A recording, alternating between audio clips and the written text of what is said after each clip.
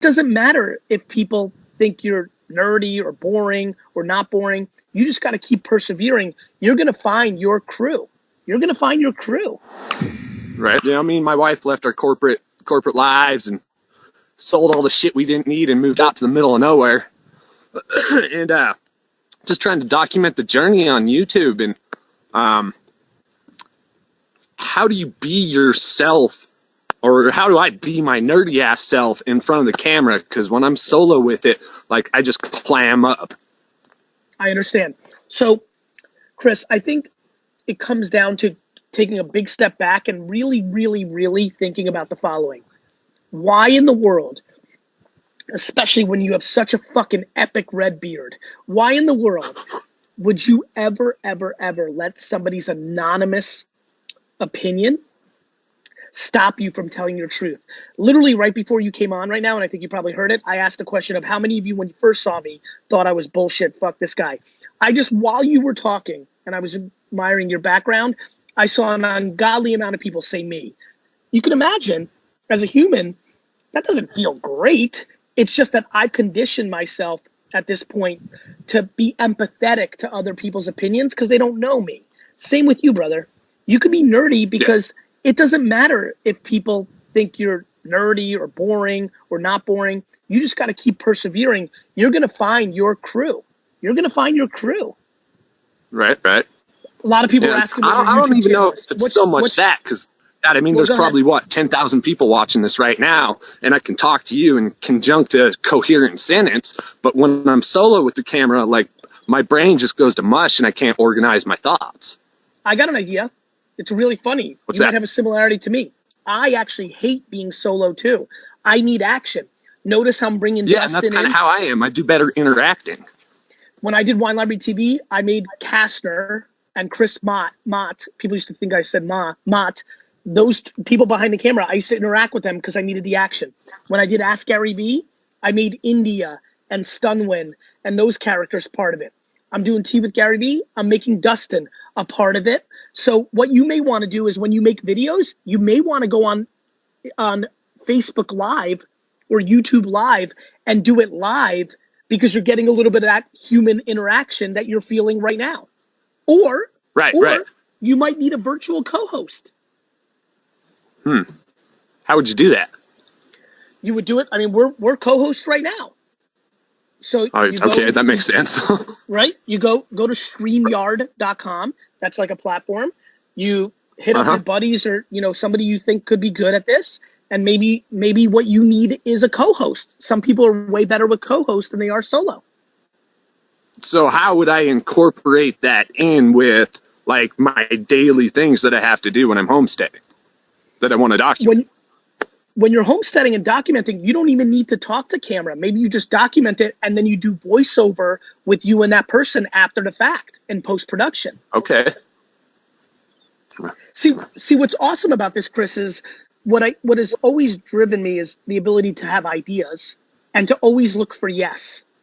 Like there's nothing you or anybody else can say that's going to stop me or make me say, well, we can't. There's always things to do. The fact that you can document what you're doing and then do post-production voiceover might be the unlock. Right? Yeah, that's definitely one to think about for sure. You like that, right? That's kind of fresh. Yeah, that's a good idea. I mean, maybe you feel way more comfortable watching your day and even talking about what was on your mind. As a matter of fact, that's a good idea for me, for Daily V. The coolest shit is actually in my mind that you can't see. What I'm saying out loud, right. As entertaining and smart as it is, I promise you it's fucking secondary to what's going on in here. Right. And, I spend a lot of time because, well, I mean, I have my wife and my kids and whatnot, but I do a lot of solo projects around here, so I spend a lot of time internalizing. I love that. I think filming that, as quote unquote boring as it may seem in what you're doing, I would argue it isn't, especially if you voice over and be like, yo, I was looking at this fucking plant or doing this there. What the fuck you're doing, right? By the way, what's your channel? People are bombarding me for what your channel is.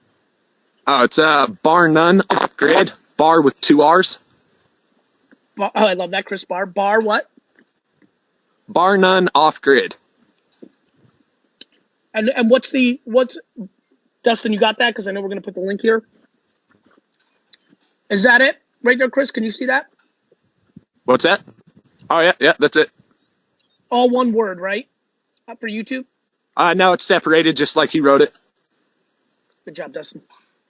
Chris, I wish you luck. I'm telling you right now, I really like the idea of you just filming it and then taking it into post-production and talking over it. Okay. Do you think you can do that, or are you just try and see how that works out then? How does that feel in your gut? Like, nah, that's not going to work, Gary, or talk to me. I don't know. I think it's probably better than me being solo with the camera trying to talk to it, but it's still just me stuck in talking. Your head? Like, oh, I don't know. I guess maybe I am like you, Nick, is like I do way better in an interactive scenario. Why don't you try going live on YouTube or Facebook for the whole day and interacting with the phone? See how that feels. Okay. Oh, yeah. Yeah, I've never tried live stream on YouTube, but I don't really have a lot of followers, so there's Chris, I don't know how many people would watch if I went live. Chris, when I went live on Ustream back in the day, back in the back day, I fucking had like 7, 8 people in there, and they became my family, and 8 became 13, and 13 became 22. What you can do is, before you go live the first time, why don't you go to your address book and text literally everybody your YouTube channel and say, listen, tomorrow's a big day for me. I'm going to go live, and I just need some people in there, and it would mean a lot to me if you came. You're going to have 6 to 15 friends jump in there. Okay. Chris, you know what's funny? I don't know what Mike's like. Chris, you just went up 100 followers on your YouTube subscriber list since we've been talking. Kidding me? That's fucking fantastic.